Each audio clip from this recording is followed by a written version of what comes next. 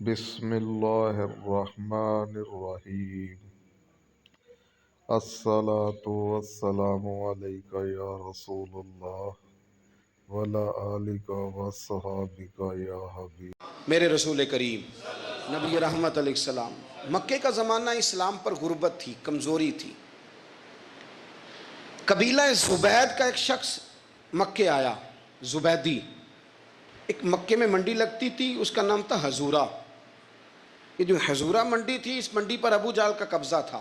آج کل تو نہیں قبضہ ہوتا منڈیوں پر کسی کا، حضورہ نامی منڈی پہ نا ابو جہل کا قبضہ تھا۔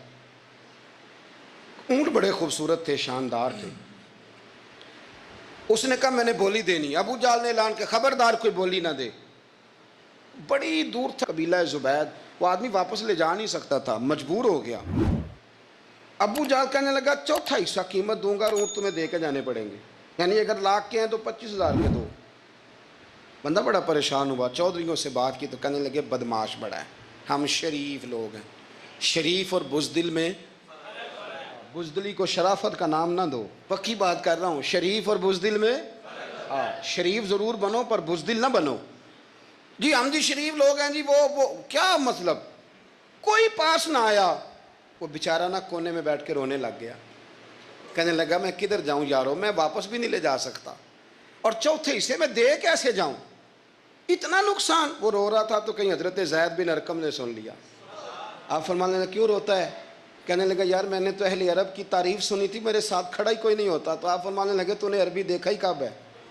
اگر کائنات کا حسین و جمیل عربی دیکھنا ہے تو جا حرم مکہ میں بیٹھا ہے، مکھ چند بدر شاہ شانی ہے تے متھے چمک دی لاٹ نورانی، کالی زلف تے اکھ مستانی، مخمور اکھی ہیں نا مد بریاں سبحان اللہ، ما اجمل کا ما احسن کا ما اکمل، کتھے مہر علی تے کتھے تیری ثنا، مشتاق اکھی کتھے جال۔ تو نے دیکھا کب ہے؟ اگر عربی دیکھنا ہے نا تو وہ بیٹھا ہے، جا کے حرم میں ٹیک لگائے، مظلوموں کے والی، غریبوں کے ماوا، رسول رحمت، ایک سادی سی چادر اوڑے حضور بیٹھے تھے۔ وہ زبیدی کہتا میں آیا، نبی کریم کو بات سنائی، حضور فرمانے لگے این الجمل کا، او کدھر ہے تیرے اونٹ؟ عرض کی حضور وہ وہاں ہیں۔ فرمایا چل نا۔ حضور کوئی بولی نہیں لگا رہا، کوئی خرید نہیں رہا، ابو جہل گھنٹا پڑا، اس کے ڈر سے سہم گئے۔ حضور فرمانے لگے چل نا میں بولی لگاتا ہوں۔ اور دیکھو نرخ بازار محبت کا انوکھا ہو گیا، خود خریداروں شامل آ کے مولا ہو گیا۔ نبی کریم نے حضرت سعد بن ابی وقاص کو بلایا، حضرت عمر کو، حضرت ابو بکر کو، مدد کے لیے نہیں۔ حضور فرمانے لگے میری جیب میں پیسے تھوڑے ہیں، ظاہری طور پہ تھوڑے ہیں، ورنہ تو کائنات کے خزانوں کی کنجیاں حضور کے پاس ہیں۔ تھوڑے تھوڑے پیسے دو بھی بولی دینی ہے۔ سب سے پیسے لیے میں چلو بولی لگانے چلے۔ حضور آئے، اللہ اکبر، یہ میرے رسول کا طریقہ ہے۔ آؤ ذرا تھوڑی دیر کے لیے سوچیں۔ ابو جہل بیٹھا ہے بڑی مسند پہ، قربان جاؤں مدینے والے حبیب۔ وہ زبیدی کہتا اس کے کپڑے مہنگے تھے، حضور کے سادے تھے۔ اس نے بڑی پگڑی باندھی تھی، حضور کی سادی تھی۔ کہتے ہیں وہ آنکھیں اٹھا کے بات کرتا، مدینے والے نبی آنکھیں جھکا کے بات کرتے۔ وہ بولتا جاتا، حضور تھوڑے تھوڑے سادے سادے ٹھہر ٹھہر کے جملے بولتے۔ کہتے ہیں نبی کریم علیہ السلام اس کے ساتھ آ کے حضور بیٹھ گئے اور فرماتے ہیں میرے رسول کریم نے اپنا جبہ سیدھا کیا، پگڑی کو حضور نے سیدھا کیا اور فرمایا چل لگا بھائی بولی۔ ایک اس نے لفظ بولے، پھر حضرت ابو بکر نے بولی دی، پھر حضرت عمر نے دی، پھر سعد بن ابی وقاص نے دی، پھر زید بن ارقم نے دی، پھر رسول کریم نے دی۔ وہ کہتا ہے جتنے میں بیچنا چاہتا تھا نبی پاک نے ڈبل میں میرے اونٹ خریدے، ڈبل میں اونٹ خریدے میرے رسول۔ سلام اس پر کہ جس نے دشمنوں کو بھی قبائیں دی، سلام اس پر کہ جس نے گالیاں سن کر دعائیں دی۔ اور میرے اعلیٰ حضرت کہنے لگے جاؤ جا کے اعلان کر دو، غم زدوں کو رضا مجدہ دیجئے کہ ہے، بے کسوں کا سہارا ہمارا، بے کسوں کا سہارا، جاؤ غم زدوں کو رضا مجدہ دیجئے کہ ہے، بے کسوں کا سہارا۔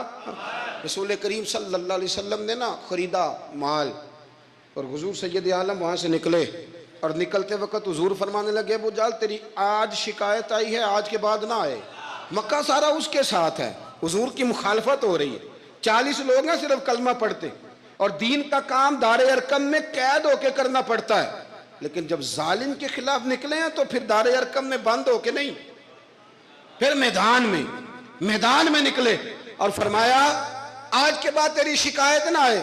کہنے لگا جی بالکل نہیں آئے گی، میں آپ کو موقع نہیں دوں گا. حضور چلے گئے تو پیچھے سارے کافر اس کے گرد اکٹھے ہو گئے. کہنے لگے ہم پہ تو بڑا روب ڈالتا ہے، اب تجھے کیا ہوا؟ پانی ہو گیا، تو کیا کون سا سانپ سونگ گیا؟ بولا ہی نہیں. کہنے لگا مجھے لات و منات کی قسم، جب مصطفیٰ کریم میرے پاس آئے تو ان کے ساتھ ایسی طاقتیں تھیں، نیزے تھے، برچیاں تھیں، بھالے تھے. مجھے لگتا تھا میں نے سی کی تو میرے ٹکڑے کر دیں. کہنے لگے جا پاگل ہو گیا، ان کے پاس تو چھڑی بھی کوئی نہیں تھی، وہ تو خالی ہاتھ ہیں، بکواس کرتا ہے، کچھ بھی نہیں تھا. کہنے لگا مانو نہ مانو، ان کے پاس بڑا کچھ تھا. اور اگلی بات جو اس نے کی وہ تاریخ میں محفوظ ہے، وہ تاریخ میں محفوظ ہے، وہ تاریخ میں محفوظ ہے، وہ تاریخ کا حصہ ہے. ابو جہل کہنے لگا اٹھتے ہی کہ مجھے لگتا ہے جب تک محمد ابن عبداللہ موجود ہیں یہ ہمیں ظلم نہیں کرنے دیں گے، یہ ہمیں کوئی زیادتی کرنے. تاریخ میں محفوظ ہے جملہ ابو جہل کا. کہنے لگا جب تک یہ موجود ہے ہمیں کوئی زیادتی کرنے. حضرت فرمایا کرتے تھے زندہ نبی کے ماننے والوں زندہ بن کے زندگی گزارو. زندگی زندہ دلی کا نام ہے، مردہ دل کیا خاک جیا کرتے؟ جو قومیں سر اٹھا کے جیتی ہیں وہ زندہ ہوتی ہیں. اس لیے اپنی زندگی میں حق کے خود اختیاری پیدا کریں، جینا سیکھیں، لڑنا سیکھیں، میدان میں رہنا سیکھیں. سہم کے وقت نہیں گزرے گا، ظلم سہنے سے بھی ظالم کی مدد ہوتی ہے. لہٰذا حق لینا سیکھیں، حق پر کھڑے ہونا سیکھیں، اپنے مزاج میں یہ باتیں پیدا کریں. مجھے ایک خاتون نے پوچھا، میرا بھائی کہتا ہے حصہ لے لے پھر میرے مرے کا منہ نہ دیکھنا. میں کہ پتر تو حصہ لائے نہ منہ ویکھی ہوتا، کوئی ضرورت نہیں، منہ ایسے ظالم کا منہ ویسے بھی نہیں دیکھنا چاہیے جو بہنوں کا حصہ کھا جائے. میں نے کہا تو منہ دیکھنے کی کوئی ضرورت ہے؟ یہ کوئی بلیک میلنگ ہے؟ ابا کہتا ہے حصہ لے لو منہ نہ دیکھنا. میں کہا بالکل نہ ویکھی تو، بلکہ آنکھ میں ویکھنا بھی نہیں چاہتی. تو ادھر رکھ، اللہ رسول نے مقرر کیا میرا حصہ. کیا فلسفہ ہے ہمارا؟ جو بات غلط ہے اس پہ لوگوں کو بلیک میل کرتے ہو. جائز بات پہ ڈٹنا سیکھو. آپ جب ڈٹ جاتے ہیں نا تو پھر اللہ مدد کرتا ہے، پھر اللہ تتنزل علیہم الملائکہ، پھر اللہ فرشتے بھی نازل کرتا ہے. حضور نے فرمایا جو جان کی حفاظت کرتے مر گیا وہ بھی شہید، جو مال کی حفاظت کرتے مر گیا وہ بھی شہید، جو دین کی حفاظت کرتے مر گیا وہ بھی، جو خاندان کی، اپنے گھر کی، اپنے بچوں کی حفاظت کرتے مر گیا وہ بھی. تو اتنا بڑا درجہ حضور نے بیان کر دیا ہے. تو کبھی بھی زندگی میں ظالم کے سامنے سرنگو نہ ہونا، کچے پلپلے ہونے کا کبھی بھی اظہار نہ کرنا، کھڑے رہنا. جو کھڑا رہتا ہے رب اس کے ساتھ رہتا ہے. آپ کھانے کے لیے زندہ نہ رہیں، زندہ رہنے کے لیے کھانا کھائیں. اپنی طبیعت میں بوجھ نہ بنائیں کسی قسم کا. نبی پاک صلی اللہ تعالیٰ علیہ وسلم نے مومن کی شان پتہ کیا بیان کی؟ فرمایا کافر اور منافق 7 آنتوں سے کھاتا ہے اور مومن 1 سے کھاتا ہے. اتنا فرق ہے کافر منافق کے کھانے میں اور مسلمان کے کھانے میں. 6 گنا کم روٹی کھاتا ہے مسلمان، 6 گنا کم. حضرت عمر فاروق ملک شام میں حضرت ابو عبیدہ بن جراح سے ملنے کے لیے گئے تو کہنے لگے اتنی دور سے آیا ہوں، سپہ سالار اور روٹی تو کھلا. تو انہوں نے اپنے بیگ سے رات کا خشک ٹکڑا کھانے کا نکالا اور پانی کا پیالہ دے کے کہنے لگے عمر یہ لو کھا لو. تو حضرت فاروق اعظم کہنے لگے یہی وہ مزیدار روٹی تھی جس کے لیے میں تیرے پاس آیا تھا، یہی وہ کھانا تھا، میں تلاش کر رہا تھا کہ یہ تمہیں ملے گا. کدھر گئے وہ لوگ جو رات کے کھانے میں فریج بھی نہیں ہوتی تھی، رات کے کھانے میں تھوڑا پانی ڈال دیا اماں نے، اس کو 3-4 دفعہ ابال لیا. رات کی روٹیوں میں تھوڑا سا پانی اور تھوڑا سا گھی، پورا گھی نہیں، تھوڑا سا پانی اور تھوڑا سا گھی. اور ساتھ دادی نانی یہ بھی کہہ رہی ہے کہ یہ پانی سے ذرا نرم ہو جائے گی روٹی. اور پھر وہ کھانا کھایا جا رہا ہے. اس کے اندر نہ تو ڈاکٹر آپ کو یہ کہہ رہا ہے کہ یہ نقصان کا باعث ہے، نہ معدے پہ بوجھ بن رہا ہے، نہ اس کے لیے پھر بھائیوں کو جا کے پردیس کاٹنا پڑ رہا ہے، نہ باپ کو کئی قسم کی نوکریاں کرنی پڑ رہی ہیں. اعتدال میں گھر کے اندر ہی سارا کچھ مینج ہے. یہ وہ حسن ہے جو اسلام کہتا ہے تم غیر معتدل ہو گئے، تم حد سے بڑھ گئے، تم نے زندگی ساری کھانے پینے پہ لگا دی. اور بھائی من چاہی نعمتیں تو جنت میں ملیں گی. ہم نے تو مزے کے کھانے وہاں جا کے کھانے، وہاں ملے گا. پھل اور وہاں ملے گی نعمتیں جو بار بار ملیں گی، چہرے ایک جیسے ہوں گے پر ذائقہ بڑا منفرد سے منفرد نظر آئے گا۔ تو وہ جو پردہ غیب میں چیزیں تھیں وہ ساری چیزیں لوگ کہتے ہیں ہاں جی ہم ساری، غیر معتدل نہ بنے، تھوڑی سادگی لائیں، تھوڑا درمیانہ راہ، اسلام اس کو پسند کرتا ہے۔ نبی پاک علیہ السلام کی بارگاہ میں ایک مہمان آیا، ابھی وہ مسلمان نہیں تھا، تو محبوب نے فرمایا ایک بکری کا دودھ دھوکے سے پلا دو۔ ایک بکری کا دودھ دھویا گیا، پلایا گیا، پھر دوسری کا دودھ دھویا گیا، پلایا گیا، پھر تیسری کا، وہ 7 بکریوں کا دودھ پی گیا۔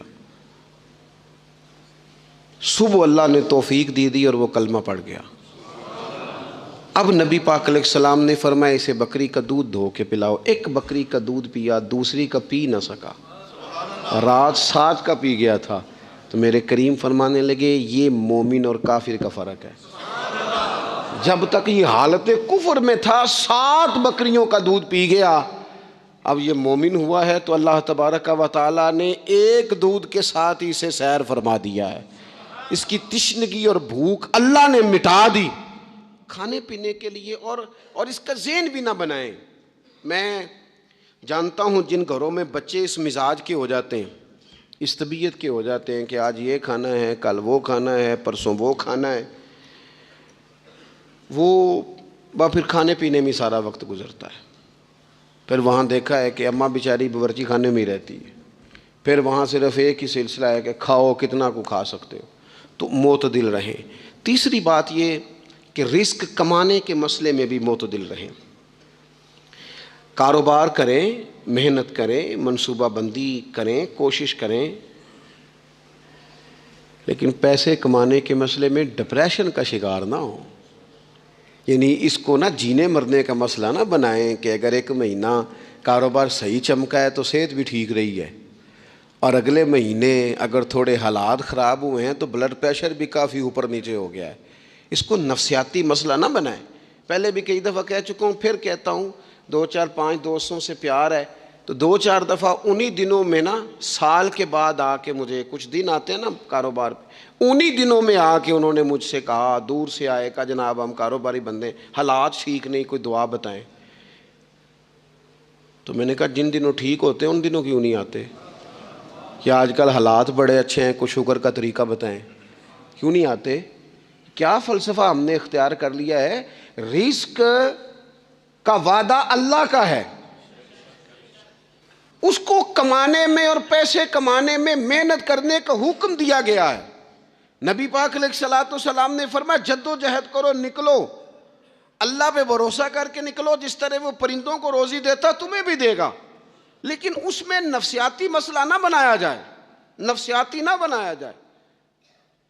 حضور علیہ الصلوۃ والسلام نے نا ایک جملے کے اندر اس مضمون کو اتنے حسین انداز میں سمیٹا ہے نا کہ مسلمان، یہ ابن ماجہ میں موجود ہے، مسلمان اگر ان 2 جملوں کو کبھی سمجھ جائے نا تو سکون آ جائے زندگی میں، اطمینان نصیب ہو جائے، تیقن کی دولت ملے۔ حضور فرمانے لگے رزق کمانے کے معاملے میں معتدل رہنا، کوئی بندہ اتنی دیر تک مرے گا نہیں جب تک اس کے حصے کا رزق اسے مل نہ جائے۔ اتنی دیر تک بندہ دنیا سے نہیں جائے گا، تیرا حصہ تیرے تک پہنچے گا۔ کبھی بھی بے آبرو ہو کے رزق کمانے کے چکر میں نہ پڑے، کبھی بھی ذہن پہ سوار نہ کر لیں کہ میرا کام نہیں چل رہا، کبھی بھی اس طرح کی طبیعت نہ بنائیں۔ میں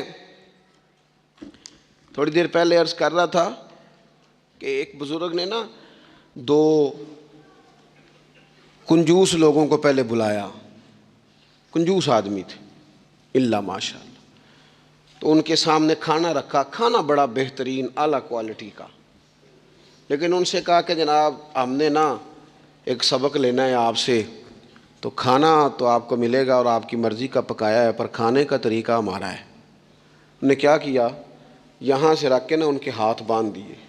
وہ پرانے زمانے میں جو جراح ہوتے تھے، بازو ٹوٹ جاتا تھا تو باندھ دیتے نا لکڑیاں رکھ کے، تو لکڑیاں رکھ کے نا ہاتھ باندھ دیے تاکہ یہ جوڑ موڑ نہ سکے، تو یہاں سے ہاتھ باندھ دیے کہ روٹی کھاؤ۔ کنجوس بندے تھے۔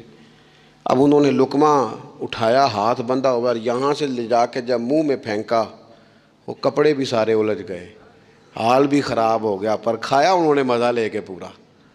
وہ بڑی بری حالت ہو گئی، وہ کنجوس تھے دونوں، دونوں کو دسترخوان پہ روٹی کھائی جا رہی. اب ان دونوں کو سمجھانے کے لیے کہا کہ اب ہم تمہیں دو اور لوگوں سے بھی ملواتے ہیں. اب دو وہ بندے بلائے جو دل کے سخی تھے, جو رزق کے معاملے میں اس کا زیادہ حریص نہیں تھے.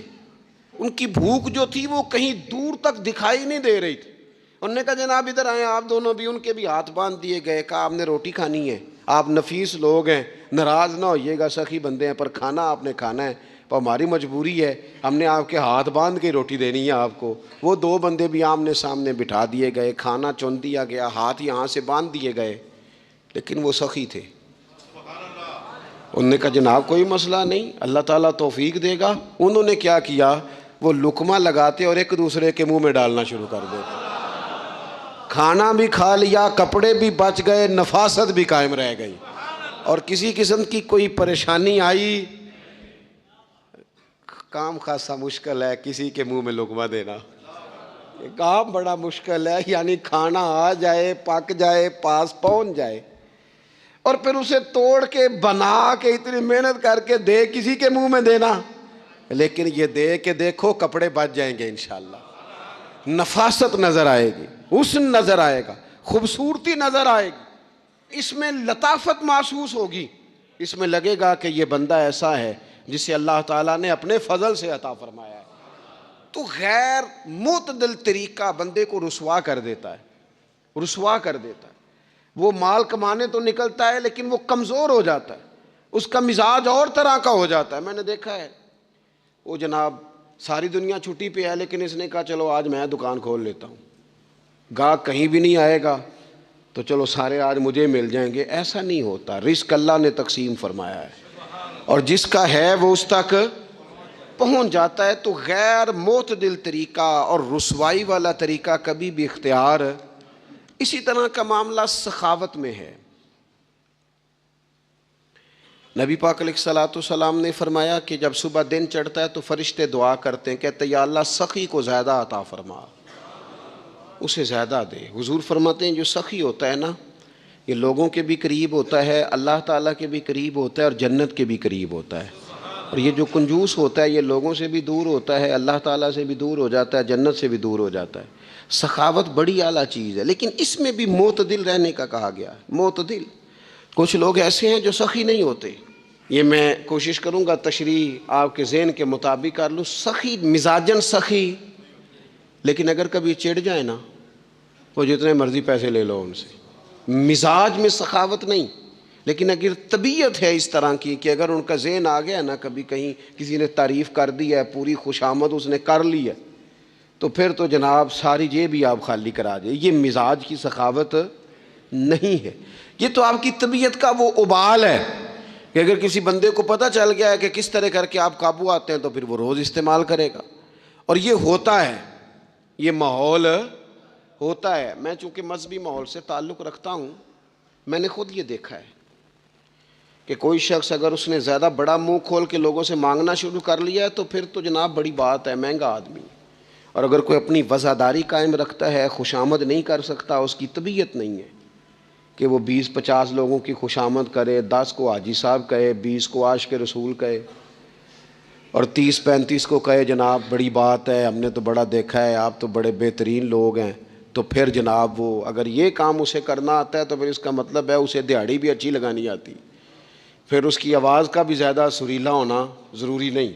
پھر اللہ تعالیٰ معاف فرمائے, پھر بس ٹھیک ہے, اب میں کیا اس پر تبصرہ کروں. پھر تو ہم دیکھ رہے ہوتے ہیں جس کو وہ عاشق رسول کہہ رہے ہوتے ہیں نا, اور ایسی خطرناک. میرے سامنے ایک نعت ایک صاحب سے کہنے لگا, نعت حضور کی پڑھی جا رہی ہے. کبھی شعراء ایک کام کرتے تھے, وہ کہتے تھے شعر تیری نظر ہے, وہ غزل کا شعر ہے یا کوئی ایسا شعر ہے, لیکن ایک شعر ہے نعت کا, اس میں تو حضور کی تعریف ہے. نبی پاک کی تعریف کا شعر کسی بندے کی نظر کیسے ہو سکتا ہے جب اس میں ذکر ہی رسول پاک کا ہے. تو وہ نعت خان صاحب کہنے لگے, بندہ سامنے بیٹھا ہے, تھوڑا بہت میں بھی اسے جانتا ہی تھا, تو اسے کہنے لگے حاجی صاحب یہ شعر تہاڈی نظر ہے. میں انہوں آخیا تو مہربانی کر, یہ نظر کوئی اور شے کر لیا, یہ تو نعت ہے حضور کی, یہ نبی پاک کے لیے ہی رہنے دے, اس کی نظر تو نے کر دی ہے. تو نالے میں کیا یہ حاجی جنی دیر تک پیچھے بیٹھا سی اونی دیر تو نظر کیتی نہیں، ہوں دتھیاں لے کے سامنے آئے تھے تو نظر نیاز شروع کر لی۔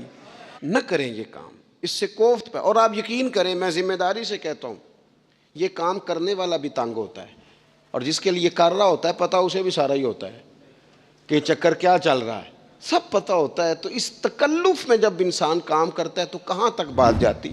سخاوت کریں لیکن چڑھ کر کوئی کام نہ کریں۔ نبی پاک علیہ الصلوۃ والسلام نے فرمایا، حضور فرمانے لگے اس طرح خیرات نہ کرنا کہ تمہارے اپنے بچے بعد میں لوگوں کے سامنے ہاتھ پھیلاتے پھرے۔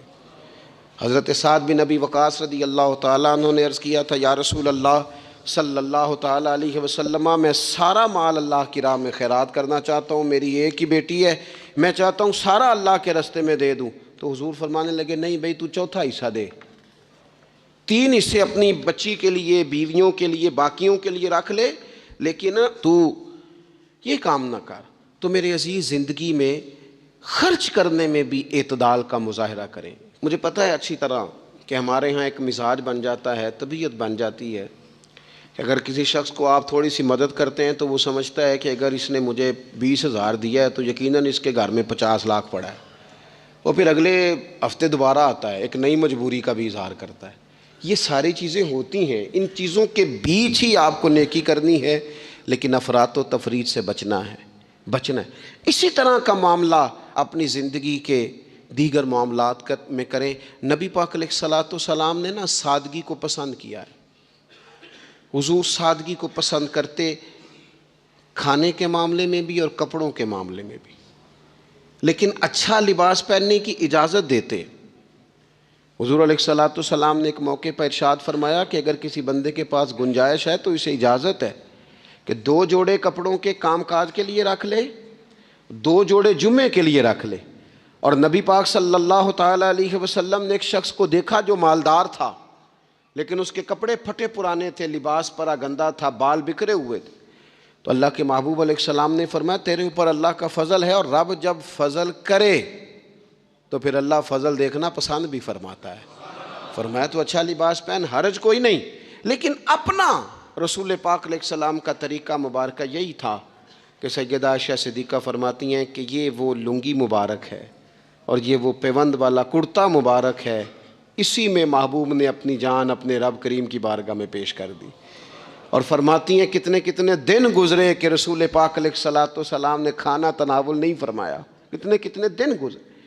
میں اس ساری بات کو اگر سمیٹوں نا تو میں یہ نوجوان اگر میری بات پر غور کریں تو اسلام کہتا ہے حضور خود کنگھی بھی فرماتے تھے، تیل بھی لگاتے تھے، امامہ بھی باندھتے تھے، سرما بھی پہنتے تھے، سادہ لباس پہنتے تھے لیکن صاف ستھرا۔ اسلام آرائش کی اجازت دیتا ہے، زینت کی اجازت دیتا ہے۔ آپ کنگھا کریں، تیل لگائیں، خوشبو لگائیں، سرما لگائیں، صاف لباس پہنے، کپڑے دھلے ہوئے پہنے۔ حضور نے حکماً کہا، تاکیداً کہا کہ جمعے والے دن نہا کے مسجد میں آیا کرو۔ اسلام آرائش کی اجازت دیتا ہے، بس نمائش سے منع کرتا ہے۔ دکھاوا نہ کرو، نمائش نہ کرو۔ یہ نہ کہو کہ میں نے اتنے لاکھ کا پہننا ہے، ذرا لاکھ پتہ جائے لوگوں کو۔ یہ نہ مزاج بناؤ کہ اوہو یہ تو میں نے جناب پچھلے ہفتے بھی پہنا تھا، یہ تو میں نے منگنی والے دن بھی پہنا تھا، نکاح والے۔ یہ نمائش ہے، نمائش سے اسلام منع کرتا ہے۔ اللہ کے پیارے رسول صلی اللہ تعالیٰ علیہ وسلم نے فرمایا جس نے دنیا میں شہرت کا لباس پہنا، اس طرح کا لباس پہننا چاہا، اس طرح کے کپڑے زیب تن کرنا چاہے جس سے محسوس ہو کہ میں ایک بڑا آدمی ہوں، میں مالدار آدمی، جس نے دنیا کے اندر شہرت کا لباس پہنا، اللہ قیامت کے دن اسے ذلت کا لباس پہنائے گا۔ یہ معتدل کیوں نہیں رہا؟ اس نے کیوں حد سے تجاوز کیا؟ اس کو اس طرح نہیں کرنا چاہیے تھا۔ رسول رحمت صلی اللہ تعالیٰ علیہ وآلہ وسلم نے ہمیں جس چیز کی اجازت دی ہے وہ کام ہم کر سکتے ہیں، اور جس سے نبی پاک علیہ الصلوۃ والسلام نے ہمیں روکا ہے اس کام سے ہم نے بچنا ہے۔ ایک اور بات بھی خاص اور بالخصوص نوجوانوں سے کرنی ہے، وہ خاص اس طرح کھانے پینے میں معتدل رہیں، کمائی کرنے میں معتدل رہیں، خرچ کرنے میں اعتدال کا مظاہرہ کریں، لباس میں اعتدال کا مظاہرہ کریں، اسی طرح نا یہ آرام کرنے میں بھی ذرا معتدل رہیں۔ بہت زیادہ آرام کرنے لگ گئی ہے نئی نسل. آپ ضرورت سے زیادہ بھی سو لیں تو تھکاوٹ بڑھ جاتی ہے. اگر انسان اتنا ہی آرام کرے نا جتنا اس کی طبیعت کے لیے ضروری ہے تو اس میں طبیعت فریش رہے گی. لیکن اگر آپ کہیں، وہ ایک دوست ہیں ہمارے، تو ان کو جب تک کوئی اٹھائے نہ تو اٹھتے نہیں. تو گھر والوں نے ایک دن ارادہ کیا کہ آج صبح نہیں اٹھانا، دیکھتے ہیں کتنے بجے اٹھتا ہے. ماشاء اللہ شادی شدہ ہیں، بچے ہیں. تو کہنے لگے جی پھر اللہ کے فضل سے میں 2 بجے خود ہی اٹھ گیا تھا. رات ایک شخص سویا ہے اور اگلے دن 2 بجے سویا. تو اب انہوں نے تو یہ بات محبت میں کی، تو پھر میں نے ان سے یہ پوچھا، میں نے کہا یہ بتائیں کہ آپ چلیں رات آپ سو گئے، سمجھ لیں آپ سو گئے 2 بجے رات کو، 12 گھنٹے کے بعد اگر آپ اٹھے طبیعت کیسی تھی؟ کہنے لگی فریش نہیں تھی. میں نے کہا فریش تبھی ہوتی ہے اگر آپ فجر میں اٹھ کے وضو کر کے نماز پڑھتے. فریش یہ تبھی ہوتی ہے اگر آپ سحری آپ اپنی روٹین کے مطابق اٹھتے اور اپنی ڈیوٹی پہ جاتے، واپس آتے اور تھک کے سوتے. بہت زیادہ آرام پسندی. اور جب سے یہ ساتھ موبائل اٹیچ ہوا ہے، ایک کونا مل جائے، ایک تکیہ مل جائے اور موبائل کی بیٹری موجود ہو اور سروسز اس کی ساری ٹھیک ہوں، پھر ہمیں آواز کوئی نہ دے. اس سے کیا ہوتا ہے؟ وجود بالکل سست ہو جاتا ہے. آپ کو اللہ تعالیٰ نے جو قدرتی صلاحیتیں دی ہیں، آپ جو کچھ کر سکتے ہیں اپنے گھر کے لیے، وطن کے لیے، ماں باپ، وہ آپ نہیں کر پائیں گے. زنگ آلود ہو جائے گا وجود. ہر وقت کی تھکاوٹ، ہر وقت کا مزاج کے اندر سستی کا آ جانا، اعتدال سے نہ نکلیں. نیند 7-8 گھنٹے بہت کافی ہے. اور وہ بھی میں آپ کو ایک ذاتی بات بتاتا ہوں، اگر اللہ چاہے نا بندے کی نیند پوری ہو تو کئی دفعہ صرف 20 منٹ آنکھ لگ جائے تو بندہ فریش ہو جاتا ہے. اور اگر منظور نہ ہو مالک کریم کو تو پھر ٹھیک ہے، لوگ لیٹے ہوئے. اللہ کے پیارے رسول صلی اللہ تعالیٰ علیہ وسلم نا بہت زیادہ آرام طلبی کو پسند نہیں کرتے. مسلسل جد و جہد. گھر آئے، کچھ دیر آرام کیا، نماز شروع کر لی. حضور تہجد میں اٹھ گئے، پھر حضور فجر میں اٹھ گئے. دوپہر میں تھوڑا سا آرام فرماتے تاکہ رات کو بیدار رہنا آسان ہو، لیکن بہت آرام پسندی. ہمارے حضرت صاحب فرمایا کرتے تھے زمین کے اوپر کام، نیچے جا کے آرام. وہ کسی نے کہا تھا جاگنا ہے جاگ لے افلاک کے سائے تلے، پھر تو حشر تک سوتا رہے گا خاک کے سائے تلے. سونا ہی ہے نا، مرنے سے لے کر قیامت تک سونا ہے نا. تو اب تو جاگنے کا وقت ہے. نبی پاک صلی اللہ تعالیٰ علیہ وسلم نے حضرت معاذ ابن جبل رضی اللہ تعالیٰ عنہ کو یمن کا گورنر بنا کے بھیجا تو نصیحت فرمائی. حضور علیہ الصلوۃ والسلام نے فرمایا تھا تمہیں گورنر بنا کے بھیج رہا ہوں، عیش کوشی سے بچنا. حضور فرمانے لگے اللہ کے بندے آرام طلب نہیں ہوتے، رب کے بندے تو محنت کرنے والے ہوتے ہیں، جد و جہد. وہاں جا کے عیش کوشی سے بچنا، یہ مسند امام احمد بن حنبل میں موجود ہے. یہ جو آرام ہے نا، ہمیں بلائے کوئی نہ، آواز کوئی نہ دے، ماں مرضی سے اب تو چھٹی ہے جی، اب تو میں نے سویرے اٹھنا ہی نہیں. او بھائی ڈھیر سارے کام ہیں جو چھٹی والے دن کرنے کے، ڈھیر ساری ذمہ داریاں ہیں جو چھٹی والے دن پوری کرنے کی. اپنی زندگی سے، اپنے وجود سے کچھ نفع لے، ایسا نہ ہو کہ یہ بیکار ہو جائے. لیکن اگر زندگی صرف اور صرف کھانے پینے میں، لباس پہننے میں اور باتیں کرنے میں لگ جائے تو پھر تو آپ بیکار ہو جائیں گے. پھر تو محسوس ہوگا کہ جیسے انسان نہ خوابوں کی دنیا میں زندہ ہے، باتوں کے ساتھ اپنے دل کو مطمئن کرتا ہے. اس نے اچھا لباس پہن لیا ہے، بس آئینے میں اپنے آپ کو دیکھ کے خوش ہوتا رہتا ہے. طرح طرح کے کھانے منگاتا رہتا ہے، بس زبان کے ذائقے پورا کرتا رہتا ہے. امام طبرانی حدیث لائے ہیں، رسول پاک صلی اللہ تعالیٰ علیہ وسلم نے فرمایا میری امت میں ایسے لوگ آئیں گے جو رنگ برنگے کھانے کھائیں گے، انواع و اقسام کے مشروبات استعمال کریں گے، طرح طرح کی زیب و زینت کریں گے اور منہ پھاڑ پھاڑ کے باتیں کریں گے، منہ کھول کھول کے گفتگو کریں گے. حضور نے پتہ کیا فرمایا؟ فرمایا یہ میری امت کے بدترین لوگ ہیں. یہ بدترین لوگ ہیں جن کا مقصود ہی صرف لباس پہننا ہے، مقصود ہی صرف کھانے کھانا ہے، مقصود ہی منہ کھول کھول کے باتیں کرنی ہے. ان لذات میں جو لوگ پوری طرح الجھ گئے، کوئی خیر کا کام ہی نہ کر سکے، کوئی مقصد زندگی کی طرف ہی نہ بڑھ سکے، یہ بدترین لوگ ہیں. عزیز دوستو، ان 3 چیزوں میں ڈھیر سارے لوگ اللہ تعالیٰ معاف کرے الا ماشاء اللہ، اللہ سب کو محفوظ رکھے، اپنی زندگی کو ضائع کرتے دکھائی دیتے ہیں۔ یا تو کھانے پینے کا شوق ہے، یا لباس کی زیب و زینت کی طرف توجہ ہے، یا بس نشستن گفتن برخاستن بیٹھے ہیں اور باتیں کی ہیں اور اٹھے اور اتنی باتیں کی ہیں اتنی باتیں کی ہیں، اس میں بھی کوئی اعتدال نہیں۔ بہت زیادہ بولنے سے وقار چلا جاتا ہے، بہت زیادہ باتیں کرنے سے باتوں کا حسن ضائع ہوتا ہے، بہت زیادہ بولنے والے کے جملے قیمتی نہیں رہتے، بہت زیادہ باتیں کرنے والا آدمی بے وزن اور بے وقت ہونے لگتا ہے، بغیر مانگے مشورہ دینے والے لوگوں کے مشوروں کو لوگ ردی کی ٹوکری جاننے لگتے ہیں۔ اپنی زندگی کو اگر وزادار اور باوقار بنانا چاہتے ہیں تو ذرا لباس میں بھی سادگی ہو، اللہ کی ہر نعمت خوش دلی سے استعمال کی جائے، سادہ کھانا بھی ملے تو رب کی عطا سمجھ کے رغبت کے ساتھ شوق کے ساتھ اسے استعمال کیا جائے، مجلس میں بیٹھا جائے تو سیکھنے کی کوشش کی جائے، دوسروں کی باتوں کو سنا جائے۔ اگر ہو یقین کامل پیدا تو پھر کٹ جاتی ہیں زنجیریں، پھر انسان آگے مضبوطی سے آگے بڑھتا ہے۔ نبی پاک صلی اللہ علیہ وسلم جب جہاد کے لیے تشریف لے جاتے نا تو عورتوں پر کسی نہ کسی شخص کو نمائندہ بنا کے چھوڑ کے جاتے تھے۔ ایک دفعہ مولا علی شیر خدا کو بھی چھوڑ کے گئے، حضرت عبداللہ ابن مختوم رضی اللہ تعالیٰ عنہ کو بھی ایک دفعہ چھوڑ کے گئے۔ ایک موقع پر نا حضور نے عورتوں کو ایک جگہ پہ چھوڑا پیچھے، تو وہ قلعہ تھا حضرت حسان بن ثابت رضی اللہ تعالیٰ عنہ، بڑا مضبوط قلعہ تھا۔ اس قلعے کے اندر خواتین ساری محفوظ کر کے ان کو وہاں بٹھا دیا گیا، حضور جہاد کے لیے چلے گئے۔ اب وہاں قلعے میں عورتوں کو اس لیے رکھا گیا تھا کہ یہاں یہودی بھی ہیں، تو ایسا نہ ہو کہ ہم باہر لڑیں تو وہ اندر سے کوئی شرارت کر دیں، لہٰذا عورتیں محفوظ رہیں۔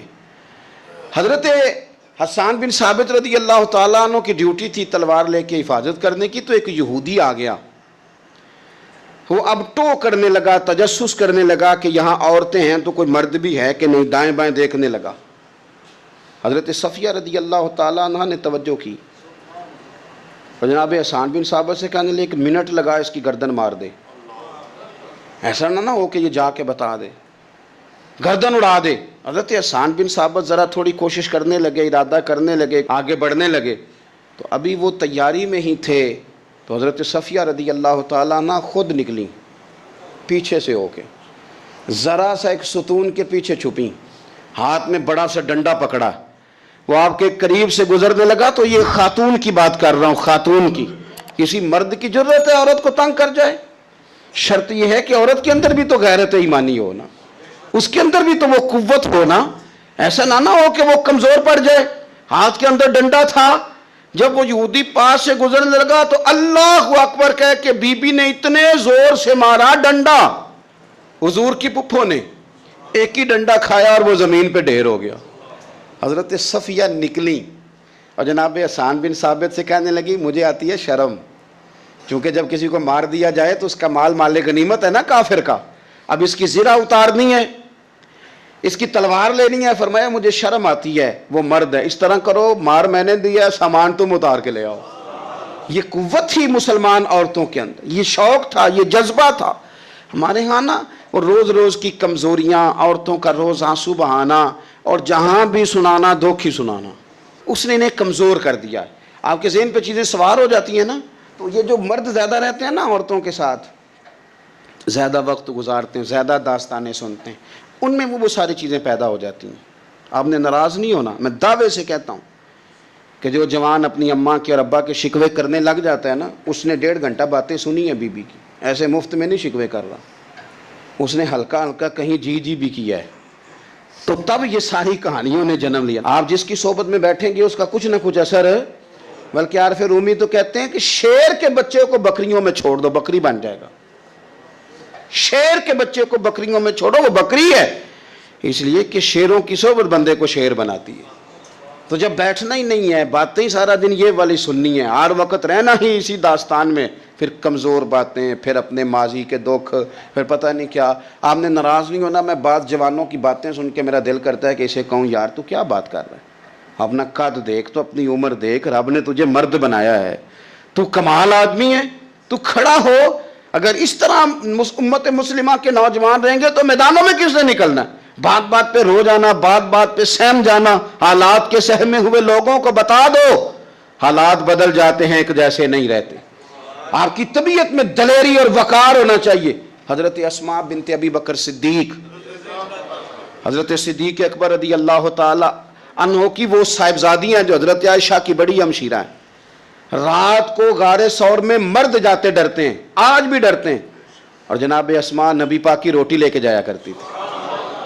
پھر اللہ نے ان کو بیٹا دیا، حضرت عبداللہ بن زبیر، یہ حضور کی پھپھی کے نواسے ہیں. حضرت زبیر بن عوام عشرہ مبشرہ صحابی ہیں، ان کے بیٹے ہیں. اور یہ وہ خوش بخت جوان ہے جس کو گٹی نبی پاک نے اپنے لعاب دہن سے عطا فرمائی. یزیدی فوجوں کے خلاف امام حسین کے بعد جو آدمی باقاعدہ مرتب فوج کے ساتھ میدان میں آئے وہ حضرت عبداللہ ابن زبیر ہیں. مرتب کر کے اپنا لشکر لے کے نکلے. حضرت اسماء بوڑھی ہو گئی تھی، 90 سال عمر تھی، نظر نہیں آتا تھا. حضرت عبداللہ ابن زبیر جب لڑے یزیدی فوجوں کے خلاف تو کچھ ساتھی شہید ہو گئے، کچھ کے قدم پیچھے ہٹ گئے. حضرت عبداللہ ابن زبیر ماں کے پاس آئے اور ماں سے آ کے کہتے ہیں اماں میرے کچھ ساتھی کمزور پڑ گئے، کچھ شہید ہو گئے، اور یہ بڑے سخت لوگوں کی فوج سے ہمارا مقابلہ ہے. تو اس وقت تیرے ساتھ کوئی خدمت گزار نہیں، میں تیرا اکیلا سہارا ہوں. ماں تو بتا میں کیا کروں، آگے جاؤں کہ واپس مڑوں. نابینا ہیں حضرت اسماء، عمر ہے 90 سال. بیٹے کی پشت پہ ہاتھ رکھ کے کہتی ہیں پتر پہلے یہ بتا کہ تو حق پہ ہے کہ نہیں، تو حق پہ ہے کہ نہیں. ان ماؤں کی گود میں اسلام پلا کرتا تھا، حق پہ ہے کہ نہیں. تو حضرت عبداللہ ابن زبیر کہنے لگے اماں میں حق میں ہوں. تو حضرت اسماء کہنے لگے پتر پھر میدان میں جا، اور میرا پتر ایک میرے ساتھ وعدہ کر، کوئی بھی تیر پشت پہ نہ کھانا، سارے سینے پہ کھا کے آنا.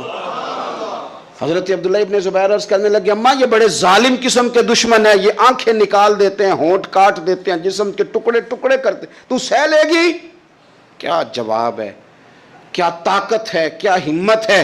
حضرت اسماء فرمانے لگی پتر بکرے کو نہ صرف ذبح ہوتے وقت تکلیف ہوتی ہے، کھال اترتے وقت کوئی تکلیف نہیں ہوتی. جا میرا بیٹا میدان میں. حضرت عبداللہ ابن زبیر شہید کر دیے گئے. ان کی لاش مبارک مکہ مکرمہ کے چوک میں جنت المعلہ کے پاس لٹکا دی گئی.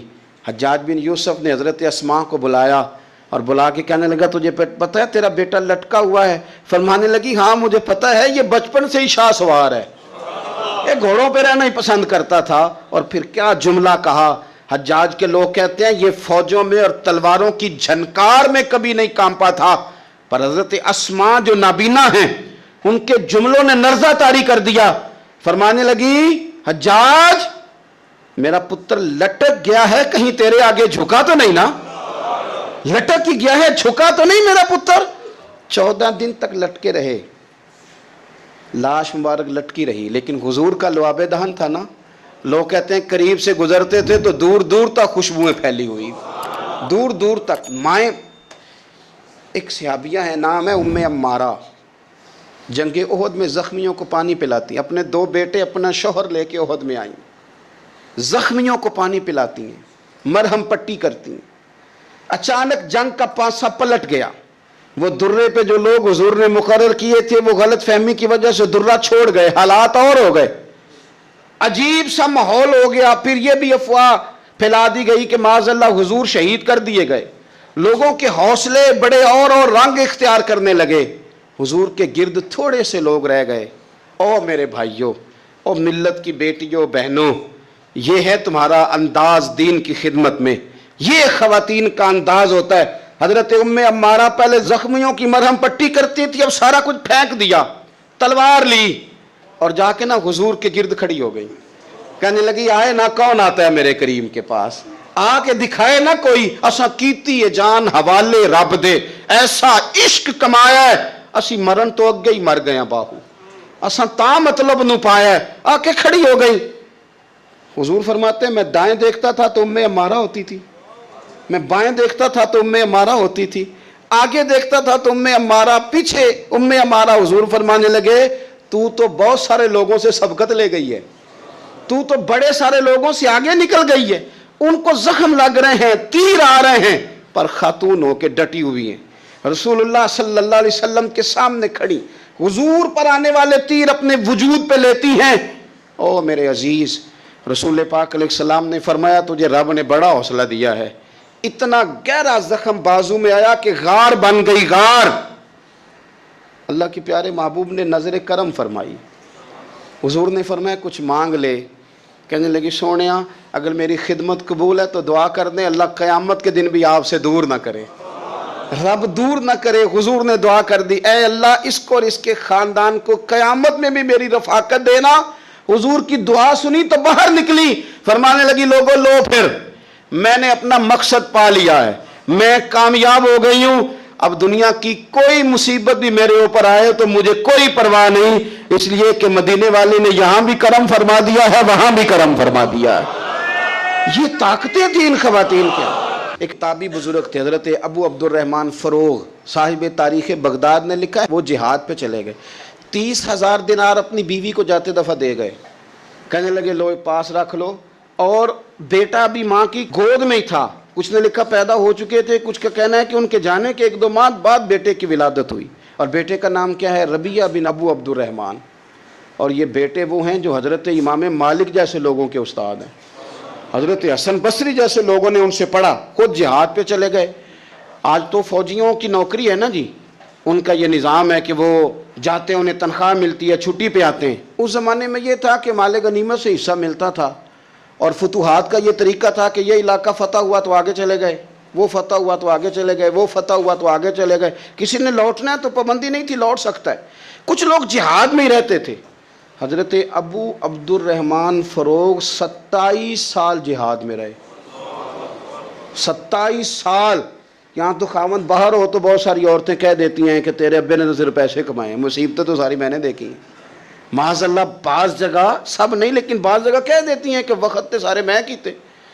27 سال شوہر چلا گیا واپس ہی نہیں آیا. 30,000 دینار دے کے چلے گئے. 27 سال کے بعد خیال آیا گھر کا. اب بیٹا محدث بن گیا, عالم بن گیا. اور کمال یہ کہ رہتے کہاں تھے؟ حضور کے مدینے میں, مدینہ النبی میں, مدینہ منورہ میں صلی اللہ تعالی علیہ وسلم. اور ان کے صاحبزادے حضرت ربیہ یہ مسجد نبی میں حضور کی مسجد میں بیٹھ کے نبی پاک کی حدیث پڑھایا کرتے. آئے گھر, دروازے پہ دستک دی. صاحبزادے نے دروازہ کھولا. نہ باپ بیٹے کو پہچانتا ہے نہ بیٹا باپ کو. جناب ابو عبد الرحمن اندر داخل ہونے لگے تو صاحبزادے نے کہا بوڑھے میاں میرے گھر میں بغیر اجازت کے کیوں داخل ہو رہے ہیں؟ تو وہ کہنے لگے تو بتا تو نے میرے گھر پہ قبضہ کیوں کر رکھا ہے؟ اب جب بات زیادہ بڑھ گئی تو دونوں جانب سے لوگ جمع ہو گئے. شور اٹھا تو اندر سے والدہ نے سنا, پردہ سرکا کے دیکھا کہ میرے شوہر آ گئے 27 سال کے بعد. 27 سال کے بعد. تو آپ اپنے صاحبزادے سے کہنے لگی بیٹا ان کو اندر آنے جو تمہارے والد ہیں. بڑا روئے باپ بیٹا, بڑا روئے. ماں اور بیٹے کی محبت کا بھی اندازہ نہیں, پر قرآن پاک پڑھے نا تو 2 مثالیں باپ اور بیٹے کے پیار کی بھی ملتی ہیں. ایک حضرت یعقوب علیہ السلام کا جناب یوسف سے پیار, اور ایک حضرت ابراہیم کا حضرت اسماعیل سے پیار, اور جناب اسماعیل کی جناب ابراہیم کی فرما برداری کی مثال. اس کا بھی جواب کوئی نہیں. باپ اتنا رو رہے ہیں اور بیٹے کی یاد میں, اس کا بھی اندازہ کوئی نہیں کر سکتا. باپ بیٹا مل کے بڑا روئے. عصر کی نماز کا وقت ہو گیا. حضرت ربیہ جو محدث ہیں وہ وضو کر کے مسجد شریف چلے گئے. یہ ابھی چونکہ سفر سے آئے تھے, انہوں نے کھانا وانا کھایا, تھوڑی دیر بیت گئی تو یہ نہیں پوچھا پیچھے حال کیا رہا. پوچھتے ہیں اپنی بیوی سے میرے 30,000 دینار کہاں ہیں؟ تو اہلیہ کہنے لگی مسجد جائیں نا, حضور کی مسجد میں عصر پڑھ کے آئیں, پھر میں بتاتی ہوں پیسے کہاں ہیں. حضرت ربیہ نے امامہ باندھا, جبہ پہنا, حضور کی مسجد میں بیٹھے اور حدیث پاک کا درس دے رہے ہیں. سامنے حضرت حسن بصری جیسے, امام مالک جیسے لوگ بیٹھے ہیں. حضرت ابو عبد الرحمن فروغ جو ان کے والد تھے عصر کی نماز پڑھ کے نا تو پوچھتے ہیں ایک شخص سے یہ کون ہے نوجوان کالی داڑھی والا, عمر زیادہ نہیں پر کس طرح شوق سے حضور کا دین بیان کر رہا ہے, کون ہے؟ تو بتانے والے نے کہا کہ حضور ایک نا ابو عبد الرحمن نام کے بزرگ ہیں, وہ 27 سال سے جہاد میں گئے ہوئے, یہ ان کا بیٹا ہے. یہ سنا کہ میرا پتر اتنا بڑا عالم, چھم چھم آنسو بہے, داڑھی بھر گئی آنسو. حضور کی مسجد میں تشکر کے آنسو, خوب روئے خوب روئے. اٹھے گھر گئے اور جب آنسوؤں بھرا چہرہ لے کے گھر آئے تو اماں ساری بات ہی سمجھ گئی. کہنے لگی دیکھا ہے وہ بیٹے کو حدیث پڑھاتے, اب پتہ چلا میں نے آپ کے 30,000 دینار کہاں خرچ کیے, میں نے آپ کا پیسہ ضائع تو نہیں کیا. تو حضرت ابو عبد الرحمن فروغ فرمانے لگے رب تجھے صلہ دے اور میری طرف سے بھی دے, تو نے تو کمال کر دیا ہے. حدیث تیرا بیٹا پڑھا رہا تھا اور قد میرا اونچا ہوتا جا رہا تھا, سبق تیرا بیٹا دے رہا تھا اور یوں لگ رہا تھا کہ درجے میرے بلند ہو رہے ہیں. تو ماؤں نے کمال کیا, انقلاب کیا, بیٹیوں نے بہنوں نے دین کے لیے ہمیشہ اپنا کردار پیش کیا. امام مالک رحمۃ اللہ علیہ بیٹھا کرتے تھے تو بہت سارے لوگ آپ سے سوالات کرتے, تو ایک آدمی چپ کر کے بیٹھا رہتا. بڑے شوق کے ساتھ ایک دن امام مالک رحمۃ اللہ علیہ نے اس سے فرمایا میاں تم کوئی سوال نہیں کرتے؟ کہا حضور کر لوں. فرمایا کر لو. کہنے لگا روزہ کب افطار کرنا؟ فرمایا جب سورج غروب ہو جائے. تو کہنے لگا اگر ساری رات سورج ہی غروب نہ ہو؟ تو امام صاحب فرمانے لگے بیٹے تو چپ ہی رہا کر, تیرا سوال نہ کرنا ہی بہتر ہے. او خدا کے بندے وہ کون سی رات ہے جو ساری رات بھی گزر جائے اور سورج غروب ہی نہ ہو؟ کہتا ہے اگر ساری رات سورج ہی غروب نہ ہو, وہ کون سی رات ہوئی جس میں رات ساری گزر گئی اور سورج ابھی غروب نہیں ہوا؟ تو یہ کیسا بے معنی اور فضول سوال تم نے چھیڑ دیا. نبی پاک صلی اللہ تعالیٰ علیہ وسلم سے نا ایک دن یہ حدیث آپ کو مسلم شریف میں ملے گی, کثرت سے صحابہ نے سوالات کیے تو حضور کے چہرے پر نا ناراضگی کے آثار آئے. حضور زمین پہ بیٹھے تھے, ممبر پہ بیٹھ گئے. مجھے بتائیے حضور سے زیادہ کون ہے جو لوگوں کو علم دے گا؟ اس سے بڑا خزانہ کائنات میں کہیں ہے؟ وَعَلَّمَكَ مَا لَمْ تَكُنْ تَعْلَمْ. لیکن کثرت سوالات اور پھر سوال پہ سوال. حضور ناراض ہو گئے, ممبر پہ تشریف فرما ہوئے, فرمایا پوچھو جو پوچھنا ہے. تو حضرت سیدنا عبداللہ بن حذافہ رضی اللہ تعالیٰ عنہ نے عرض کی یا رسول اللہ میرا باپ کون ہے؟ فرمایا حذافہ. تو ایک شخص نے پھر سوال کیا, بلکہ دو لوگوں نے, یا رسول اللہ ہمارا باپ کون ہے؟ فرمایا جس کی طرف تم منسوب ہو وہی تمہارا باپ ہے. پھر ایک اور شخص کھڑا ہوا, حضور میں جنت میں جاؤں گا یا جہنم میں؟ تو حضور نے فرمایا تیرے لیے دوزخ کا فیصلہ کیا جائے گا. اب جب سرکار کے چہرے پہ جلال دیکھا کہ حضور جلال میں فرما رہے ہیں پوچھو, تو لوگ خاموش ہو گئے. اعلیٰ حضرت فرماتے ہیں غضب سے ان کے خدا بچائے, نور باری جلال میں ہے. حضرت عمر فاروق رضی اللہ تعالیٰ عنہ نے کیفیت دیکھی تو اپنی یہ کوہنیاں زمین پہ رکھ دی اور ہاتھ باندھ دیے, کہ رضیت باللہ ربا وبالاسلام دینا وبسیدنا ومولانا محمد نبی و رسولا. کہنے لگے سونے ہمیں معاف کر دیں, ہم اللہ کے رب ہونے پہ بڑے ہی راضی ہیں, اسلام کے دین ہونے پہ بڑے راضی ہیں, اور ہم بڑے راضی ہیں کہ اللہ نے آپ کو ہمارا نبی اور رسول بنایا. حضور بڑے راضی ہیں. تو حضرت عمر فاروق رضی اللہ تعالیٰ عنہ کی بات سن کے حضور نے فرمایا عمر بیٹھ جاؤ, اللہ تم پہ رحم کرے اور اللہ تمہیں اس کی توفیق عطا فرمائے. تو آپ اور میں یہ غور کریں کہ ضرورت کا سوال ضرور پوچھیں, یہ تو بڑی خیر والی بات ہے. لیکن اگر ہمیں پتہ ہے کہ ہم جو بات کر رہے ہیں وہ فضول ہے, اور ہم جو بات کر رہے ہیں وہ ٹیسٹر لگانے کے لیے کر رہے ہیں, ہم جو بات کر رہے ہیں وہ دوسرے کا علم چیک کرنے کے لیے, اس کی حیثیت چیک کرنے کے لیے کر رہے ہیں, تو اس کی ہمیں دین اجازت نہیں دیتا.